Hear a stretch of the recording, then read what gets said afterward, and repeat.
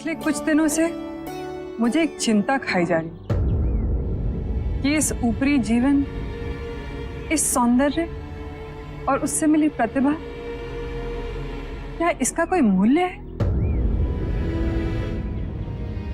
अगर एक दिन ये नहीं रहा तो फिर क्या होगा? धूप भी ढलती है आम्रपाली। इस जीवन में स्थिर कुछ भी नहीं, और यही अस्थिरता हमारे मन में गहरे दुखों को जन्म देती है। वस्तु या धन का मोह ना हो, परंतु अपने सौंदर्य का मोह हमारे मन की गहराइयों में जड़ पकड़कर बैठा है, जो अहंकार को जन्म देता है, उसे पालता है। परंतु ये क्षणिक है। जब तुम ध्यान में जाओगी तो पाओगी जो नश्वर है, तुम उसे पकड़कर बैठी हो, और तुम्हारे दुख धीरे धीरे विलीन होते जाएंगे। ऐसे सुख की अनुभूति होगी जिसे ना कोई काल छीन सकता है, ना ही आयु मिटा सकती है। मैं आपके बताए हुए मार्ग पे चलूंगी। आप मेरे अम्रवन के महल में पधारिए, मैं धन्य हो जाऊंगी। मैं अवश्य आऊंगा। जब आप आम्रपाली से बात कर रहे थे तो उसके रूप का कोई आप पे प्रभाव ही ना पड़ा। आप में अजर चेतना है, पर किसी भिक्षु के समक्ष ऐसी सुंदर स्त्री आ जाए तो किस प्रकार वो आप साथ संभाव उत्पन्न करे।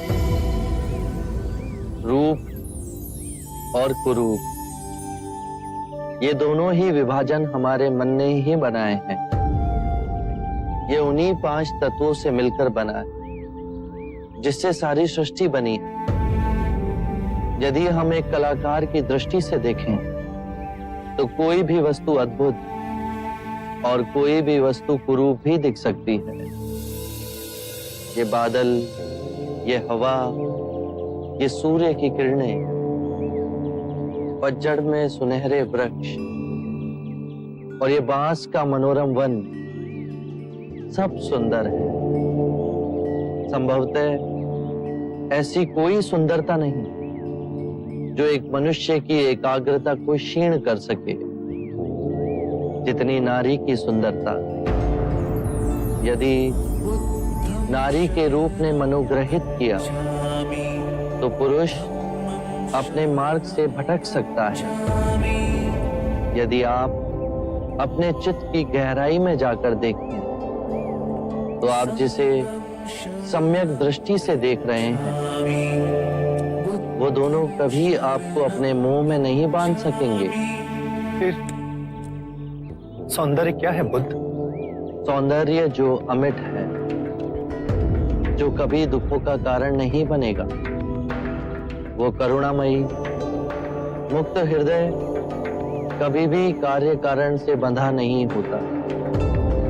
वो हृदय जिसमें शांति और आनंद का भाव हो, वही परम सत्य है। बस अभ्यास करो।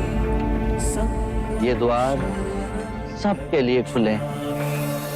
बस पहला पग आपको स्वयं उठाना है।